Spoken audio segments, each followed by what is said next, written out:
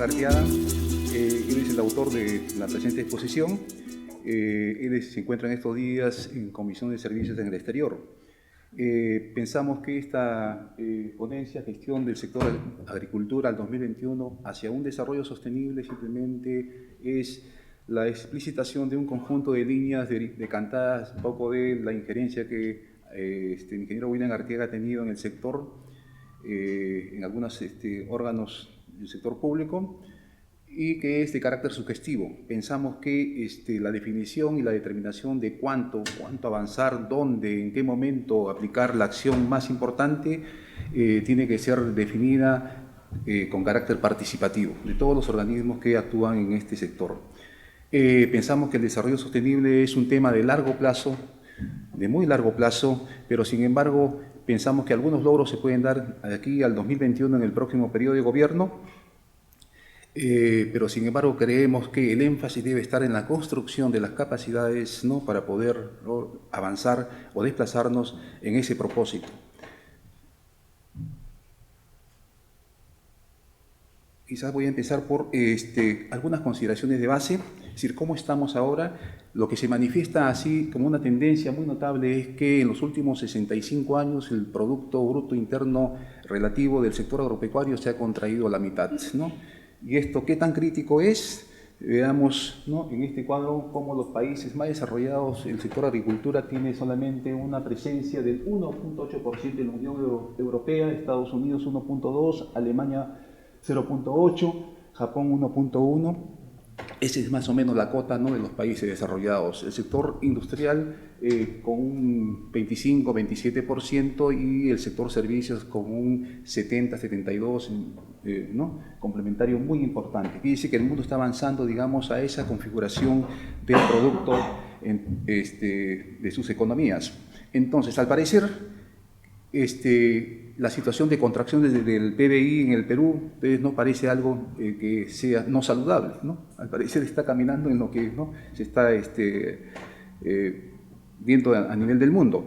Pero creo que en el caso del resto del mundo lo que tenemos es una proporción más o menos casi alícuota entre el producto y la población, digamos, que está sustentada con esa actividad. En el caso del Perú, como ya ha sido manifestado por Rosario Gómez, ¿no?, el 26 o 27% de la población está, ¿no?, emplazada en la agricultura. Quiere decir que el sostén de esta economía que se está contrayendo es muy grande y no alcanza, y por eso que el ingreso es bastante reducido en la agricultura.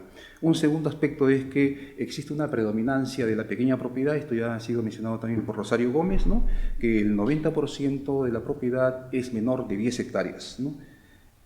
Y en el último periodo intercensal, del 94 al 2014, este problema se ha agudizado. Quiere decir que cada vez tendemos, ¿no?, hacia aquello que disminuye la competitividad en el sector. Igualmente hay una brecha bastante importante en cuanto a la necesidad de infraestructura de riego. Fíjense ustedes, el 63% de la agricultura es de secano, ¿no?, y está sujeta, digamos, a los vaivenes climáticos, que es bastante errática en el país. El papel del Estado se encuentra desvinculado de las necesidades de los agentes agrarios. Sabemos que la investigación, la extensión, la información agraria realmente no es congruente con las necesidades de los productores. Más aún, estas se erigen a través simplemente de, digamos, el pensamiento de algunos especialistas o funcionarios públicos que están emplazados en algunas agencias agrarias, pero no hay una consulta básica, por ejemplo, ¿no?, el trabajo de los comités de riego, los distritos de riego. Entonces no hay una información real, y si la hay, obviamente esta no llega oportunamente a los productores. Luego, el tema de la gestión del riesgo de desastres, o sea, los peligros, ¿no?, naturales e inducidos por el hombre, tampoco tienen, ¿no?, se acometen así con firmeza. Una autoevaluación del CENEPRED, que es el Centro de Estimación, Prevención y Reducción del Riesgo de Desastres, ¿no?, recientemente, ellos han evaluado los 1.845 gobiernos locales y se han dado cuenta de que apenas el 2% conoce, ¿no?, la normativa sobre la gestión del riesgo de desastres. Y obviamente los que aplican es una cantidad realmente imperceptible, ¿no?, muy pequeña. Las áreas agrícolas importantes no se cultivan. El 42%, como pueden ver ustedes, son tierras de barbecho, áreas de descanso y tierras no trabajadas, ¿no? Por ahí una mal concepción de lo que son las prácticas culturales. Ciertamente la tierra tiene poca fertilidad, en la costa es árida, hay problemas de drenaje. En la sierra, digamos, hay estas costumbres de hacer tierras de descanso, barbecho, en tierras no trabajadas, que la dejan simplemente para que haya una alimentación natural de estas, pero se desconoce que hay prácticas de fertilización ahora modernas. La reducción del ingreso per cápita de los agentes agrarios también es una cosa, bueno, que ya ha sido mencionada antes, ¿no? Y la pobreza significativa en el ámbito rural, vean ustedes cómo la pobreza rural, ¿no?, sigue cambiando todavía, ¿no? Todos estos aspectos al final muestran un siguiente corolario, que es que se habla mucho, se ha dicho mucho, se hacen muchos proyectos, mucha energía, pero sin embargo se avanza poco. Entonces la idea es justamente proponer un conjunto de medidas para no seguir haciendo lo mismo, como ha dicho Rosario Gómez, ¿no?, para transformar realmente, ¿no?, y como dice Enrique Vázquez en el folleto, ¿no?, del evento, dice crear un nuevo perfil económico, social y político, yo también diría cultural, ¿no?, e institucional, para poder realmente, ¿no?, ir avanzando hacia la gran meta que se dice del desarrollo sostenible en el Perú. ¿Cuál ha sido la respuesta? O sea, ¿cuál ha sido la política del sector? Pueden apreciar ustedes que en el caso del gobierno del presidente Toledo, ¿no?, el problema central al que se aludía, el PESEN, o sea, el Plan Estratégico Sectorial Multianual, decía precaria rentabilidad de activos agropecuarios, o sea, un enfoque netamente economicista. El bajo nivel de desarrollo agrario rural en el gobierno del presidente Alan García es algo más, digamos, más grande, más complejo, y el bajo nivel de desarrollo de la pequeña y mediana agricultura en el actual gobierno, ¿no? Entonces, son problemáticas que nos dicen de que hay una discontinuidad de la política agraria frente a una realidad que permanece inamovible, ¿no? Tenemos diferentes concepciones de cómo es el problema. Y si examinamos los problemas específicos de estos problemas centrales, realmente encontramos incoherencias y vacíos, ¿no? Entonces, si nosotros establecemos a partir de estos problemas, tanto generales como específicos, ¿no?, la política y los proyectos y todas las acciones, vamos a ver que también estas presentan grandes vacíos. Entonces, estamos en un problema que a la vez que tenemos una caracterización de la agricultura en 4 tipos de agricultura, que esto está en los documentos oficiales, que dicen, ¿no?, agricultura de subsistencia, agricultura extensiva, intensiva y orientada al exterior. Pero es una concepción de agricultura vinculada a los sistemas productivos. Y ya no es moderna, ya.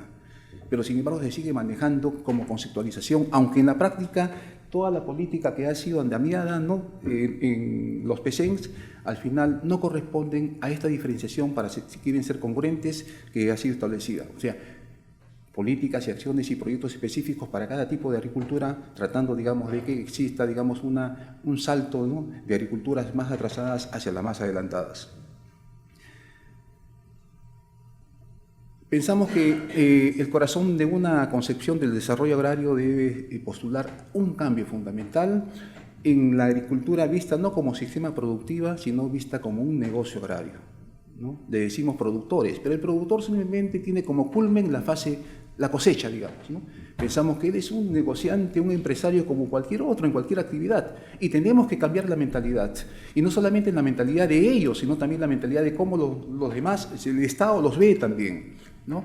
Entonces, si nosotros postulamos eso, entonces las necesidades de estos empresarios ya se amplía grandemente. Ya no es solamente el aspecto tecnológico, sino es el aspecto ya de cómo, ¿no?, ellos se tienen que engranar con un proceso posterior, post cosecha, y sobre todo cómo hacer una buena gestión empresarial como la tiene cualquier empresario.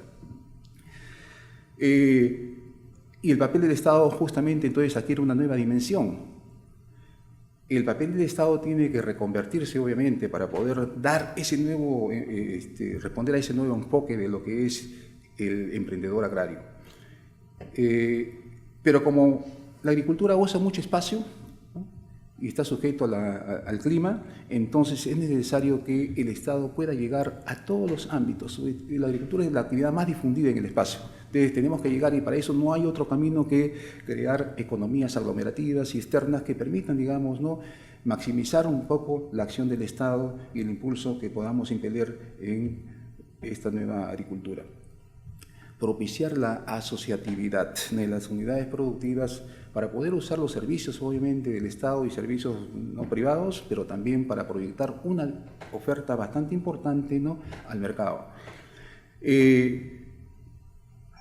Las prioridades del Estado deben ser para toda la demanda interna aparente y para la exportación, no solamente, ¿no?, en términos del mercado interno, sino en sentido más amplio y buscar los encadenamientos posteriores.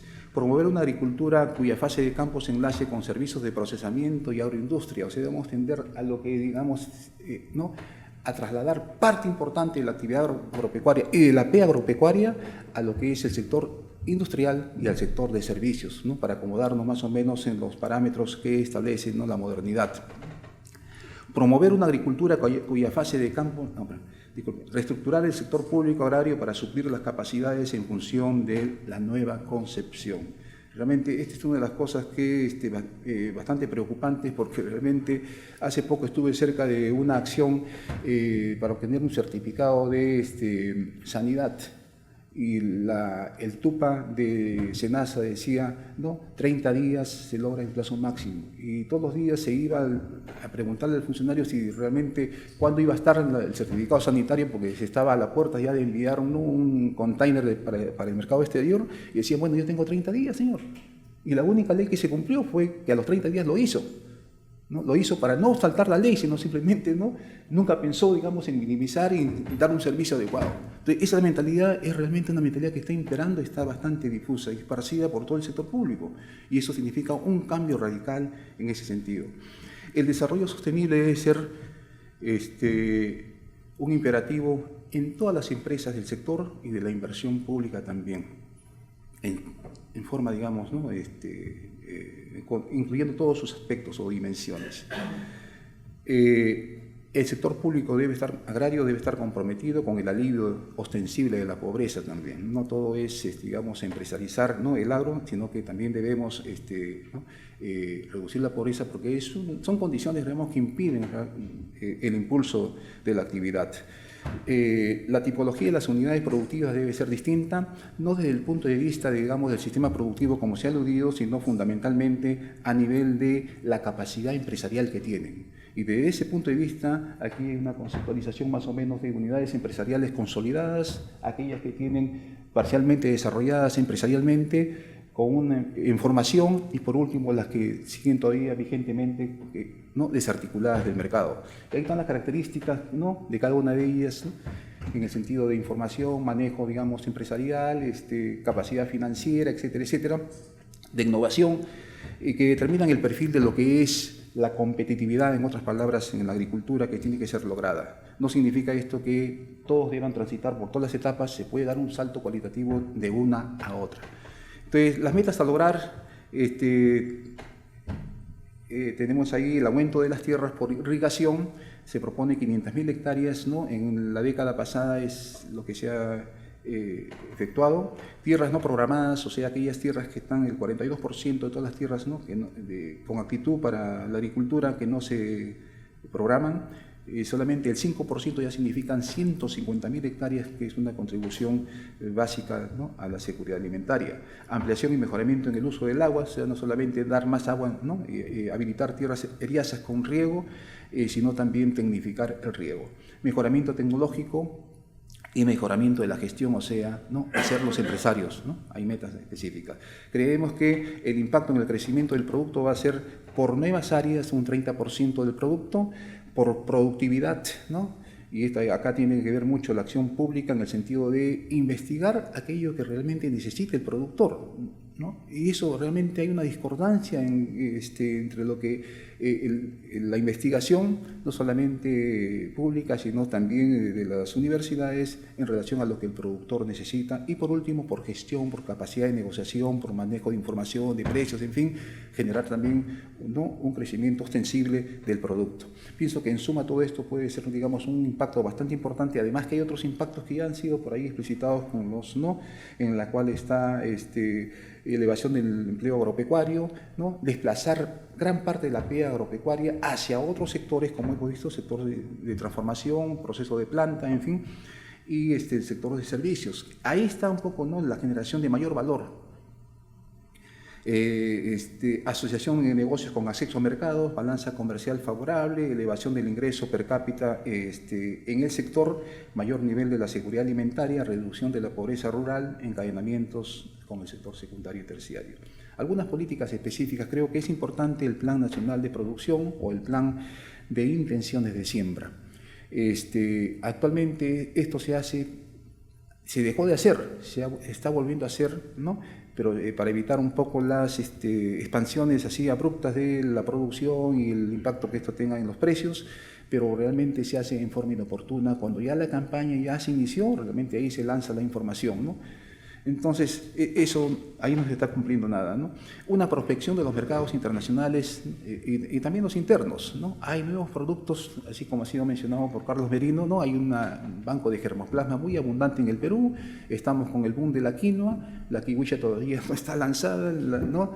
En fin, hay muchos productos andinos que todavía no tienen que seguir la ruta y seguramente la van a seguir, no hay que presentarlas al mundo. Pero hay que estudiar eso, agregación de valor y diferenciación de productos procesados, no solamente, digamos, estamos en el hemisferio sur, el hemisferio norte, ¿no? Ahí está el 70% del mercado mundial, tenemos una contrastación, la producción justamente no es complementaria a sus producciones y por lo tanto tenemos una posibilidad grande. Pero en el hemisferio sur hay muchos oferentes. Tenemos que distinguirnos, obviamente, con una producción especial de gourmet, orgánicos, ¿no? La información sobre cultivos orgánicos en el Perú no existe. El Ministerio de Agricultura no la tiene, no la brinda, no la lleva, ¿no? Promoción de centros de servicios, priorización de servicios del Estado y priorización de irrigaciones. Hay que incorporar también tecnología de producción, ¿no? Prepararla, probarla, validarla y luego extenderla, esparcirla. Igualmente la tecnología de proceso y la tecnología de gestión. Ampliación de la frontera agrícola, conglomeración de unidades productivas para poder brindar los servicios, diferenciación productiva, integración de servicios públicos, gestión del riesgo de desastres y una articulación de la inversión intersectorial, porque no solamente es una responsabilidad, como ya hemos visto, del sector agrario, sino del gobierno en sus distintas instancias, ¿no? Incluso los gobiernos locales y regionales también. Bueno, en principio esta es una contribución que queríamos hacer, ¿no? Para poder producir un cambio cualitativo de la agricultura, ¿no? En esa meta que ha sido postulada por el evento. Gracias.